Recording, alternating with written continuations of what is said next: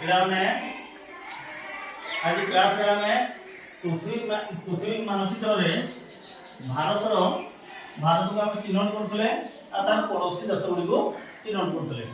ଆଉ ଏଇ ରିମେଡିଆଲ କ୍ଲାସରେ ଆମେ ଆଉ ଟିକେ ଭଲ ଭାବରେ ଜାଣିବା ଆଉ ଆମେ ଏଠି ପ୍ରାକ୍ଟିକାଲ ଦେଖିବା ଯେ ଭାରତର ପଡ଼ୋଶୀ ଦେଶଗୁଡ଼ିକ କ'ଣ କ'ଣ ଆଉ ଏଇ ପୃଥିବୀ ମ୍ୟାପରେ ଭାରତ କେଉଁଠି ଅବସ୍ଥିତ। আসলো এটা কি মানচিত্র?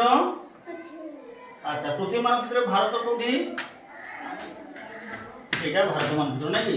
ভারতর ওড়িশা কোটি দেখো? হ্যাঁ এটা ওড়িশা নাকি? আচ্ছা আর ভারতর পড়োশী দেশ কোন কোন আছে? শ্রীলঙ্কা, হ্যাঁ বাংলাদেশ, এপটে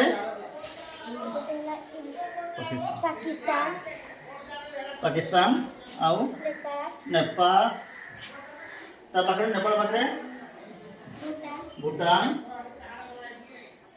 एटा कोन नहीं म्यांमार। हां हो जाओ भारत देखाओ भारत इरा नहीं। अच्छा भारतर पड़ोसी देश गुडी को पाकिस्तान नेपाल म्यांमार देखो जी पाखरे पाखरे अछि सब भूटान ऊपर ला चीन तळगु श्रीलंका। अच्छा कौन खबर महाराष्ट्र प्रदेश के में बाहर ताको भीतर को आसिया पई कुह आसो ताबरे ना हां देखो कौन पड़े था आसो महाराष्ट्र जाओ कौन खबर गिरीश राजा आलेंद्र द्रुतगतिरे आगे अछंती महाराज समग्र भारत को जय करबा तांकर इच्छा आम देशर अनेक राज्यर राजा जनक पर जण परास्त होई तांकर अधीनता स्वीकार कलेनी।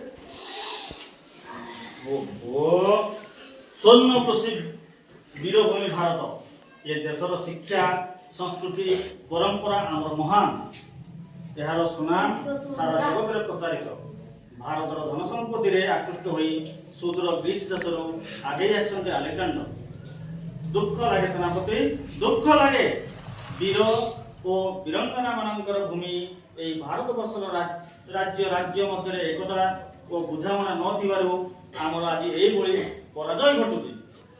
वितस्ता विपासन नदीर मध्यवर्ती अंचल रे आमर एहा गोटिए क्षुद्र राज्य हेले मध्य आमे केबे पछघुंचा देबा नाही।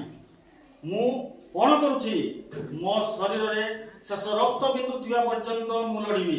अलेक्जेंडर को ए माटी विताड़ित न करिया पर्यंत मु केबे शांति रे रही परिबी नाही। सेनापति आलेनियार सैन्यबल अपरिसीम सेमाने जेपरि युद्ध विद्यालय सुशोभित सेपरि शृंखल।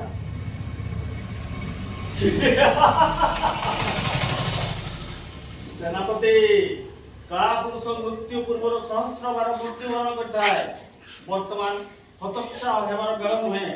जननी जन्मभूमि निमंते प्राण उत्सर्ग करिया पई समस्त देशवासी को आह्वान कर आम 50,000 पदातिक 30,000 अश्व रही 1,000 गजा रही को युद्ध में प्रस्तुत करने को कह। जाओ सेनापति जाओ विलंब न कर जाओ।